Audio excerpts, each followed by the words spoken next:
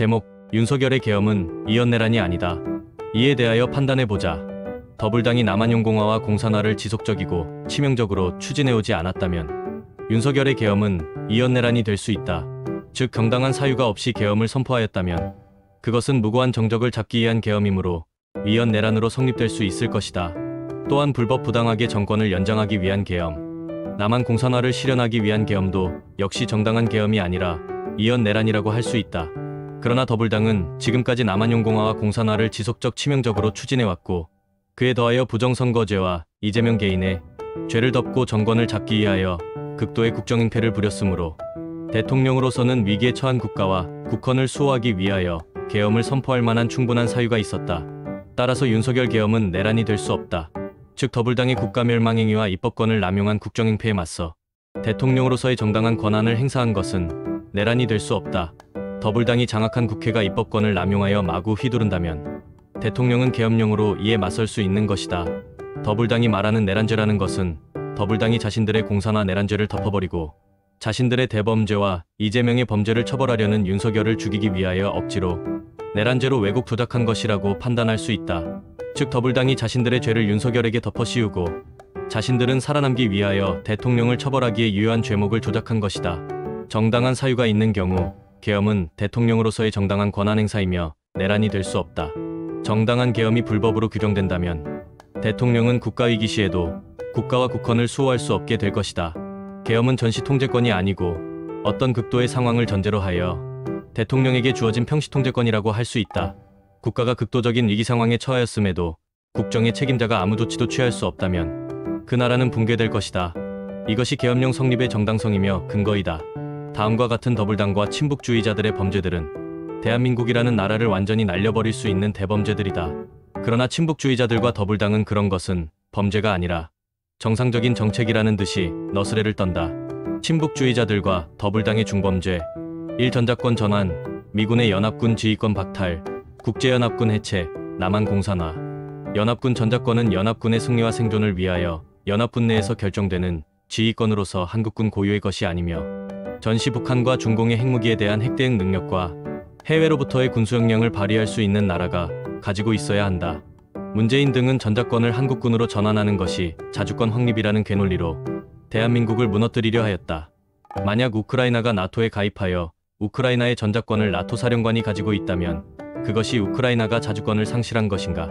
아니면 전쟁 발생을 방지하고 자주권을 지킨 것인가? 국제적 연합군 체계를 무너뜨리면 대한민국이 어떻게 유지되겠는가? 이것이 바로 친북주의자들의 속임수이며 함정이다. 연합군에 가입되어 있지 않은 나라들은 침략자들이 침략하기에 만만한 대상이 된다. 이 종전선언 주장, 종전선언은 유엔 평화유지군 철수를 의미한다. 유엔군 한반도 재진입 불가능화, 남한 공산화. 지금의 상황은 종전 상황이 아니라 중공과 북한이 남한과 동아시아를 먹으려고 철저하게 준비하고 있는 위험 상황임. 3. 입법권 남용, 이재명 등의 범죄를 덮고 정권 탈취 시도, 범죄 처벌의 피행위, 국가사법체계 무력화. 4. 이재명과 이석기의 결탁설, 이에 대하여 철저히 수사해야 하지만 검찰과 경찰은 이에 대하여 눈 감고 있음. 검찰과 경찰은 국가운명과 관련된 중대 사안에 대하여 우선적으로 수사해야 할 책무를 가지고 있다. 5. 남한사회 용공화, 사회각 영역에서 용공화가 진행되고 있음. 6. 국가 방첩기관의 간첩 색출 능력 무력화, 이것은 명백한 국가 붕괴 시도이다.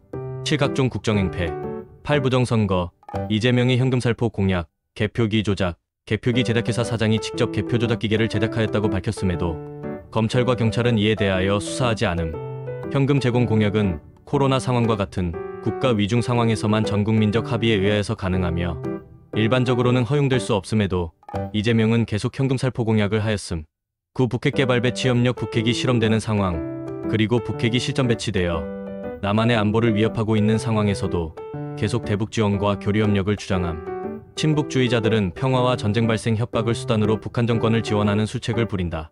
저들은 대한민국의 안전을 고려하지 않고 북한 정권을 협력하고 지원하는 것을 우선한다. 즉 저들은 평화와 전쟁 발생 방지를 위하여 무조건적으로 북한 정권을 협력하고 지원해야 한다고 주장한다. 이것이 바로 정상적인 대북 평화 정책과 친북주의적 대북 정책의 차이점이다. 극우파, 즉 극단적 개인주의자들과 극좌파, 즉 공산전체주의자들, 개인존중 박탈주의자들은 악인들이며 대한민국이 존립하기 위하여서는 이런 악인들을 척결해야 함에도 불구하고 더불당 등 친북주의자들은 북한의 극좌 세력을 거의 무조건적으로 편들고 옹호한다. 이것이 바로 민족의 비극과 대한민국의 분열의 원인이다. 극우파와 극좌파가 허용되는 통합이라는 것은 이루어질 수 없다. 10휴전선 경계 시스템 해체, 이것은 북특수요원 침투용이 여건 조성이다. 국경의 긴장을 고조시키는 것은 잘못이지만 침략 세력 앞에서 국경의 경계 상태를 해체하는 것은 국가 존립을 무너뜨리는 행위이다. 그것은 침략자들에게 기회를 주는 이적행위인 것이다.